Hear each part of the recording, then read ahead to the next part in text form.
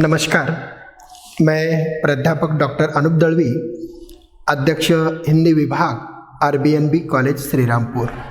आज हम MA कक्षा की कहानी दुनिया का सबसे अनमोल रत्न, इस कहानी का अध्ययन करेंगे। कहानी लिखी है प्रेमचंद जी ने। हिंदी कथा साहित्य की युग प्रवर्तक उपन्यास सम्राट प्रेमचंद जी का जन्म 31 जुलाई 1880 ईस्वी को वाराणसी के उत्तर प्रदेश के लमही नामक गांव में हुआ।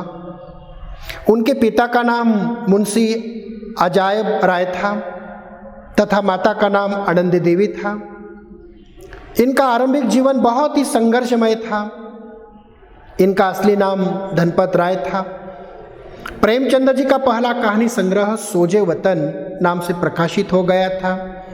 राष्ट्र प्रेम की भावना से ओतप्रोत होने के कारण अंग्रेज सरकार ने उस पर रोक लगा दी और आगे के लेखन करने के लिए भी या लेखन न करने के लिए भी उन्होंने चेतावनी दी। और बाद में वह अपने प्रिय मित्र मुंशी दयाराम की सलाह पर प्रेमचंद जी के नाम से वह लिखने लगे। प्रेमचंद नाम से उनकी पहली कहानी बड़े घर की बेटी जमुना पत्रिका में 1910 में प्रकाशित हो गई थी। बहुमुखी प्रतिभा के धनी प्रेमचंद जी उपन्यासकार, कहानीकार, नाटककार, समीक्षा लेख, संपादक, संस्मरण आदि सभी विधाओं पर उन्होंने कलम चलाई है। सामंतवाद और पूंजीवाद के विरोधी प्रेमचंद किसानों, मजदूरों एवं गरीबों के साथ हमेशा खड़े रहे। वह अपने साहित्य के माध्यम से लगातार उनकी समस्याओं को उजागर करते रहे। उनकी कहानियों में विषय और शिल्प की विविधता है। उन्होंने मनुष्य के सभी वर्गों के पात्रों से लेकर पशु पक्षियों तक उन्होंने अपनी कहानियों का मुख्य पात्र बनाया है। उनकी कहानियों में किसानों, मजदूरों, स्त्रियाएं, दलित आदि सभी की समस्याएं अत्यंत गंभीरता के साथ जुड़ी हुई है। मानव जीवन की पृष्ठभूमि पर उनकी कहानी उतरी हुई है। उन्होंने समाज सुधार, देश प्रेम, स्वाधीनता संग्राम आदि से संबंधित अनेक प्रकार की कहानियाँ लिखी है। उनकी ऐतिहासिक तथा प्रेम संबंधी कहानियाँ भी बहुत लोकप्रिय हुई है। उनका निधन 8 अक्टूबर 1936 को हुआ। उनकी प्रमुख कृतियों में उनका जो कहानी संग्रह है वह सोजे वतन मान सरोवर के 8 खंडों में प्रकाशित है। उनकी सभी कहानियाँ प्रेमचंद जी ने लगभग 282 कहानियाँ लिखी। उनके उपन्यास भी महत्वपूर्ण है। गोदान जो कृषि जीवन का, किसान जीवन का महाकाव्य माना जाता है। गबन, सेवा सदन, प्रेमाश्रम, निर्मला, प्रतिज्ञा, रंगभूमि, प्रेमा, कायाकल्प, रंगभूमि, कर्मभूमि, मनोरमा, वरदान, मंगलसूत्र, ये उनका अधूरा उपन्यास है। उनका करबला नाम का जो नाटक है वह नाटक भी विशेष उल्लेखनीय है। प्रेमचंद जी हिंदी कहानी के क्षेत्र में एक युग प्रवर्तक कहानीकार के रूप में विख्यात थे। उन्होंने हिंदी कहानी कला को एक नूतन दिशा देने का प्रयास किया है। प्रेमचंद जी ने सर्वप्रथम हिंदी कहानी को बाह्य घटनाओं के जंजाल से मुक्त करके मानव हृदय के रहस्य को उद्घाटित किया है। साथ ही तत्कालीन समाज में व्याप्त अंधविश्वास, परंपरा, मान्यताएं, चारों ओर फैले हुए भ्रष्टाचार, इन सभी का पर्दाफाश उन्होंने अपने लेखनी के माध्यम से किया है। प्रस्तुत दुनिया का सबसे अनमोल रत्न यह जो कहानी है, उस कहानी में देश प्रेम एवं राष्ट्रनिष्ठा की उदात्त भावना उद्धृत हुई है। देश के प्रति आत्मनिष्ठा का प्रखर स्वर तथा कर्तव्य की भावना प्रस्तुत कहानी में विद्यमान है। इस कहानी का नायक है दिलफिगर। वह सौंदर्यवती मलका दिलफरेब से सच्चा प्रेम करता था। अपनी प्रेमिका के लिए अपनी जान देने की कामना भी वह करता है। परंतु दिलफरेब ने उसे कहा था, अगर तू मेरा सच्चा प्रेमी है तो जा और दुनिया का सबसे अनमोल रत्न या दुनिया की सबसे अनमोल चीज लेकर मेरे दरबार में आ, तब मैं तुझे अपनी गुलामी कबूल करूंगी। अगर तुझे वह चीज नहीं मिलेगी तो खबरदार यहाँ रुक न करना, वरना सूली पर खिंचवा दूंगी। दिलफरेब ने अपना फैसला सुनाया। दरबारियों ने तथा चौबदारों ने उसे धक्के देकर दरबार के बाहर निकाल दिया। वह कटीली पेड़ के नीचे बैठकर दुनिया का अनमोल रत्न के बारे में सोच रहा था। वह अनमोल रत्न क्या हो सकता है? वह उलझन में खो गया तथा तरह तरह की कल्पनाओं में वो खो गया। प्रेम पाने की लालसा उसे बेचैन करती है। वह भूखा, नंगा, प्यासा, थकान भरा दुनिया का अनमोल रत्न की खोज में लग गया।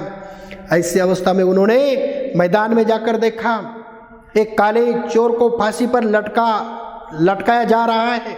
वो फांसी के तख्त पर वह खड़ा है, मौत का फांस उसके गले में है। और ऐसी अवस्था में वह जो मुजरिम है, काला मुजरिम, वह फांसी से उतारने की कामना करता है, याचना करता है और कह देता है, मेरे दिल की आरजू सुन लीजिए। परिणाम तो उसकी अंतिम इच्छा स्वीकार की जाती है। फांसी के तख्त से उसे नीचे उतराया गया। उस भीड़ में एक खूबसूरत, एक भोला भाला लड़का वह सवार था। वह फर्जी घोड़ा दौड़ा रहा था। वह काला चोर उसके पास पहुंच गया और उस लड़के को गोद में उठाकर उससे प्रेम करने लगा।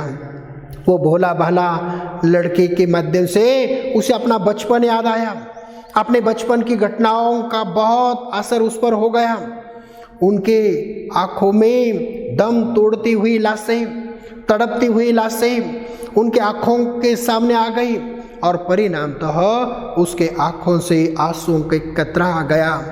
दिलफरेब ने वह अनमोल आंसू अपने हाथ में लिया और सोचा, यही इस दुनिया का अनमोल रत्न होगा, यही दुनिया की अनमोल चीज होगी। और वह दिलफरेब वह आंसू रूपी मोती लेकर अपनी प्रेमिका दिलफरेब को दिखाने के लिए दरबार में पहुंच गया।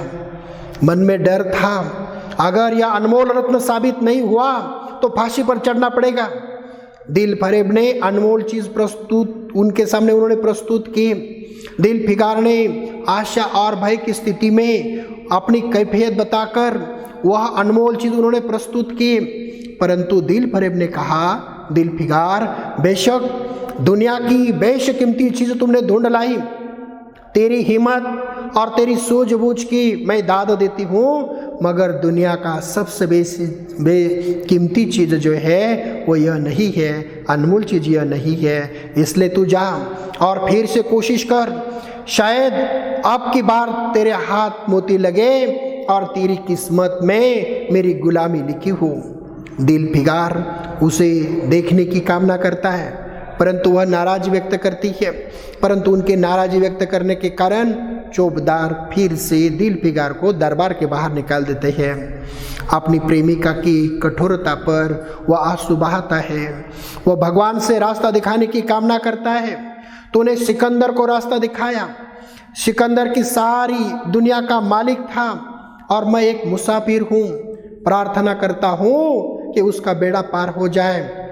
उन्होंने पूर्व से पश्चिम और उत्तर से दक्षिण सभी प्रकार के जंगलों, वीरान रास्ते, बर्फीली घाटियों में वो सोया, कभी डरावनी घाटियों में वो भटकता रहा।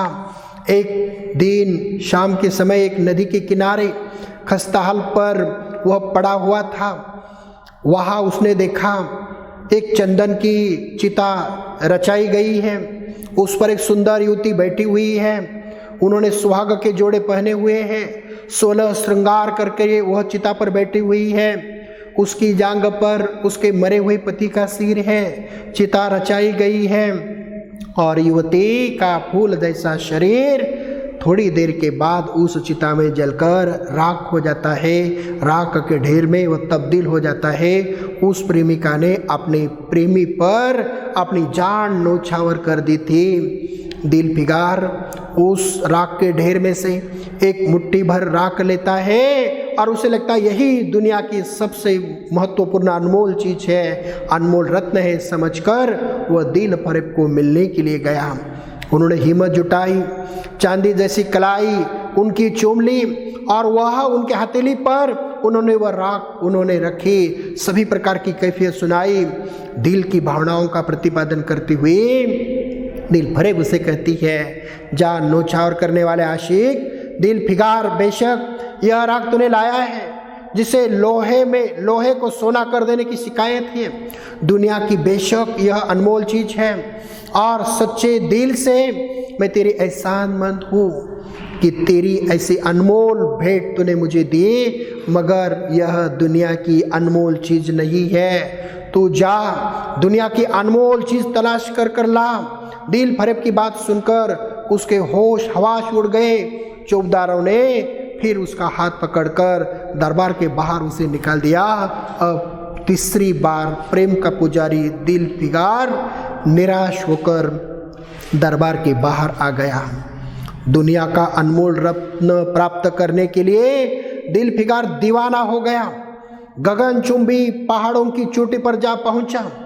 वह अपनी जान देने की इरादा से वहां पहुंच जाता है तो वह बड़ी से बड़ी चोटी उसे छोटी सी टेकड़ी जैसी दिखाई देती है। उस टेकड़ी पर जाने के बाद वह यहाँ वहाँ देखता है। उन्होंने वहाँ देखा कि वह हरे कपड़े पहने हुए एक बुजुर्ग दिखाई देता है।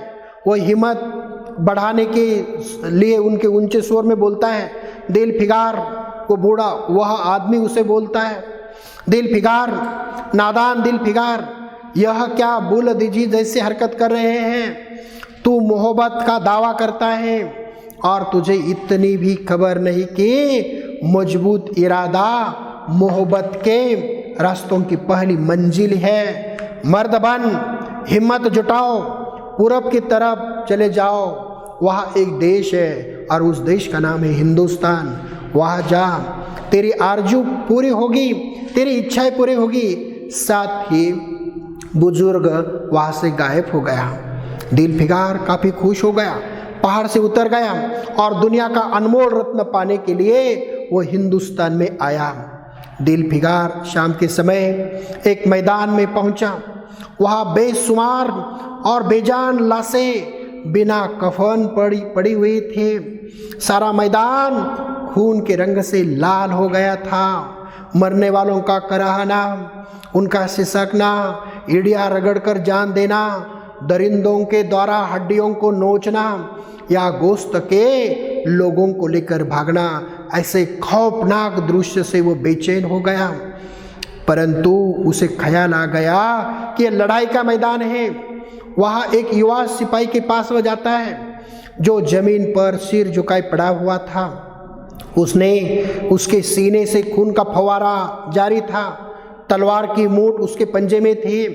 दिल फिगार एक चिथड़ा लेकर उनकी जख्म को बांधने का प्रयास करता है, खून को रोकने का प्रयास करता है। साथ ही वह युवा मर्द अपना परिचय उन्हें बताता हुआ कह देता है, क्या तू नहीं जानता मैं कौन हूँ? क्या तूने आज इस तलवार की काट नहीं देखे? मैं अपनी माँ का बेटा और भारत का सपूत हूँ। अपने देश प्रेम की भावना उस युवा सेनानियों के द्वारा उद्धृत होती है। वह उसे बहुत प्रभावित हो गया। भारत के वीर युवा सेनानी को दिल फिगार ने अपना परिचय देकर अपनी हैसियत का बयान करता हुआ कहता है तो वह घायल सिपाही अपना परिचय देता है। वह कह देता है कि अफसोस कर कि तू यहाँ आ गया है, ऐसे वक्त पर आया है कि तेरा आतिथ्य सत्कार के योग्य मैं नहीं हूँ। हमारे बाप दादा का देश आज हमारे हाथ से निकल जा रहा है और इस वक्त हम बेवतन हैं। गनीमत है दुश्मन की जमीन पर गिरकर मर रहा हूँ। क्या मैं अपने देश की गुलामी करने के लिए जिंदा रहूँ या ऐसी जिंदगी में मर जाना अच्छा है? दिल फिगार ने देखा युवा सिपाही का शरीर से सारा खून निचोड़ गया है। वह मरते समय भारत माता की जय, भारत माता की जय कह रहा है। उसके सीने से खून का आखिरी कतरा निकल पड़ा। एक सच्चे देश प्रेमी और देशभक्तों ने अपनी देशभक्ति के लिए, अपने देश प्रेम का उन्होंने हक अदा किया था और इस दृश्य का बहुत गहरा असर दिलफिगर पर हुआ। साथ ही उसके दिल ने कहा कि बेशक यह खून का आखिरी कतरा दुनिया का अनमोल रत्न हो सकता है। वह युवा सिपाही के खून का आखिरी कतरा लेकर अपनी प्रेमिका दिल फरेब के पास पहुंच गया। उसके मेहंदी भरे हथेलियों को चूमते हुए उन्होंने वह खून का कतरा उनके हाथ में रखा और पूरी कैफियत सुनाई। पूरी कैफियत सुनाने के बाद दिल फिगर वह कैफियत सुनकर बहुत प्रभावित हो गई। वह दिल फिगार के गले में लिपट गई। गाने वालों ने खुशी से गाना शुरू कर दिया। दिल फरेब हाथ जोड़कर कह देती है, जानिसार आशिक दिल फिगार, मेरी दुआएं कामयाब हुई, खुदा ने मेरी सुन ली और तुझे कामयाबी मिली। आज से तू मेरा मालिक और मैं तेरी लौंडी। साथ ही उन्होंने स्वर्ण अक्षरों में लिखा, खून का वह आखिरी कतरा जो वतन की हिफाजत में गिरे वो दुनिया का सबसे अनमोल रत्न है। वह भावना उन्होंने उजागर की और दिल फरेब ने अपनी सच्ची देश प्रेम की भावना उजागर की। संक्षेप में कहा जा सकता है कि प्रेमचंद जी ने दिल फिगार और दिल फरेब की प्रेम कहानी के द्वारा प्रखर देश निष्ठा, देश प्रेम, राष्ट्रभक्ति की भावना को कहानी के द्वारा प्रस्तुत किया है। देशाभिमान की भावना को उन्होंने उजागर किया है। धन्यवाद।